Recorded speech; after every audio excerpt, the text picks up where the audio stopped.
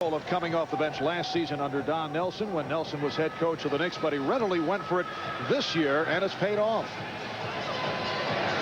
Well, I think the way they went about handling the situation last year with Coach Nelson, just blatantly, saying we're going to give this, to him, and there's nothing you're going to do about it. They ain't really come ask me. They was basically trying to push me out that starting position.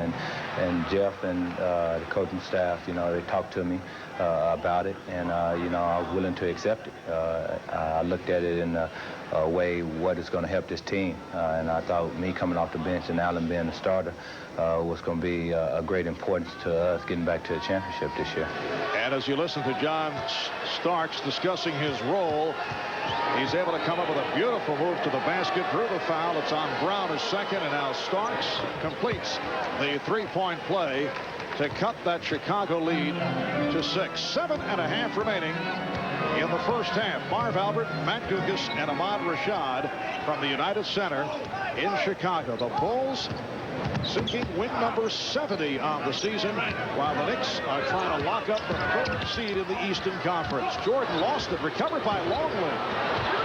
The rebound handled by Williams. And John Starks now has the responsibility of guarding Michael Jordan. Initially, a job he has lost really over the last couple of years, where his coaches didn't think he was big enough to battle Jordan inside. Here's how most teams view John and why he is an ideal sixth man, because he can score quickly off the bench. He can take the ball strong to the basket, and when you're defending him, you try to make him go to his left. But an energy guy coming off the bench that can defend and score quickly, that's what you like in a sixth man. And here's Starks for three. Longley reaching for the rebound.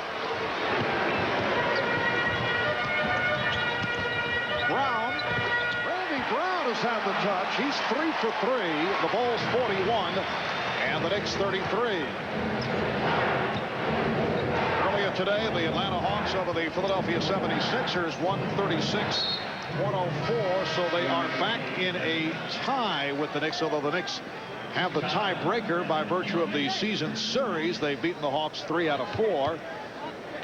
Both clubs at 56 and 25. Atlanta finishes at New Jersey tomorrow. Magic number for clinching for the Knicks is 1. A victory tonight or a Hawk loss tomorrow would do it.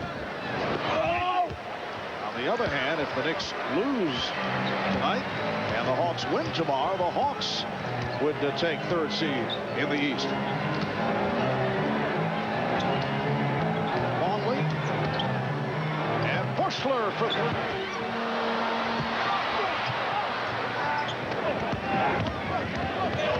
Childs putting moves on Brown. Childs these days reluctant to shoot. In contrast to the start of the year when he sprained his wrist. Nice move by Ewing. He has 9 points. Chris Childs has not been the same since suffering that sprained wrist injury. That was a good decision that time by Chris Childs. Explored the break, didn't have it, took it outside, and finally the Knicks have gotten the ball inside to Ewing, where he could work a little bit against Luke Longley in a post position or in a driving situation. Luke Longley picked up 2 fouls in this game. Here's Patrick working on Longley. Not that Longley is hurting New York at the offensive end, but Longley presents a problem defensively. He takes up a lot of space, plays decent one-on-one defense, and Patrick Ewing with no day's rest in back-to-back situations. A lot of people think Patrick is getting old, has sore knees, but he has responded in back-to-back situations. And has been bothered by the knee difficulties recently. Here's Jordan for 3. So Michael Jordan has 13 points.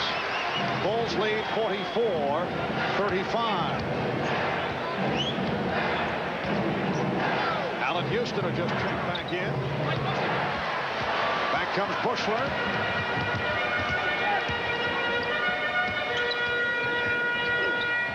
Oh, Brown. By Bushler, and he was fouled. Randy Brown feeling it. He hit his first 3. And that time he rimmed, but it was converted by Judd Bushler, and then took the shot from behind from Larry Johnson, and Johnson with his 3rd foul, and Judd enjoyed of that play. And Jed enjoyed it as well as Phil Jackson. Jed Bushler got off to a very slow start this year after having a solid season in the limited minutes that he gets. But with Tony Kukoc out so many games, Jed Bushler gets more called to play. They don't expect a lot of scoring from him, but they do expect those opportunity baskets, an occasional three-er. They know he's going to run the offense. They know he's going to battle defensively. Called away from the ball. Offensive foul on Childs.